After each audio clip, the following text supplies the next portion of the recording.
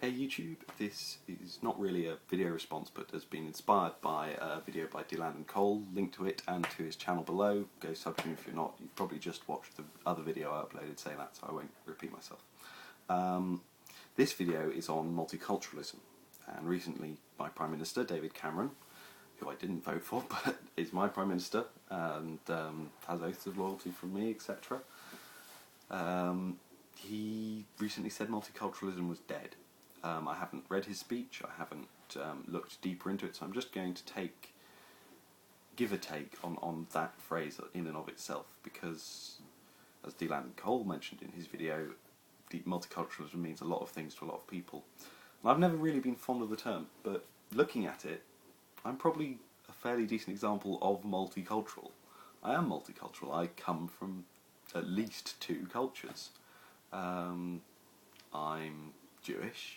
My mother's Jewish, my whole line was Jewish, I was raised Jewish, I went to synagogue, I had a bar mitzvah, I learned to read Hebrew, I went to synagogue, I am circumcised, I am Jewish, but I'm also an Englishman through and through, a Norfolk man.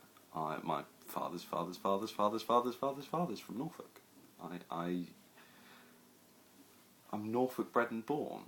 I grew up on a small holding in North Norfolk.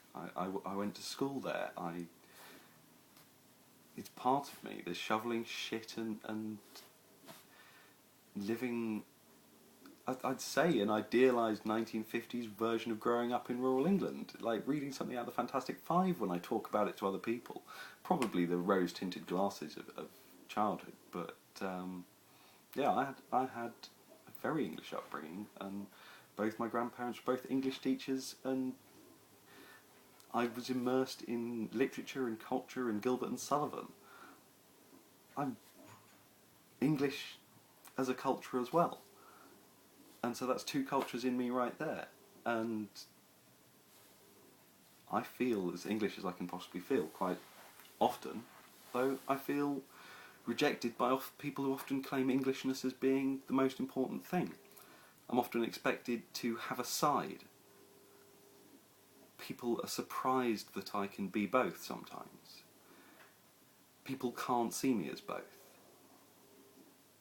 So if multiculturalism means accepting that people are different and unique in their own ways and can embrace multiple cultures, if it means people living alongside each other, all well and good, that's fine.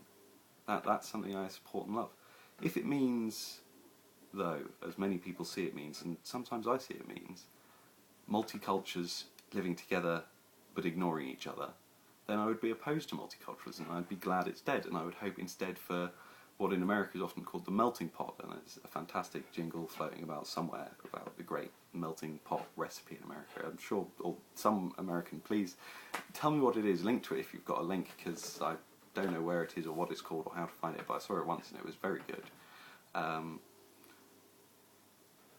If multiculturalism is not the melting pot but is instead the little ghettos that I see in each city of this quarter and that quarter, then I don't like it. I think multiculturalism is, which you also see in cities, the blending between those ghettos, the star-crossed lovers from two societies who don't get on, but who can in Britain, who can go move somewhere else and be part of a community and no one cares.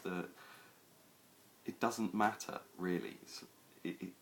The fact that someone can be British and it doesn't matter if they're black or Pakistani or from Malaysia or African or anywhere, you can come and be British, and I would hope that's what multicultural society means. So, I didn't watch the speech. I'm not reviewing David Cameron's ideas that were in there. I'm just rambling on my own, but I would hope multiculturalism isn't dead, that people can still live without having to force each other into a single cultural identity.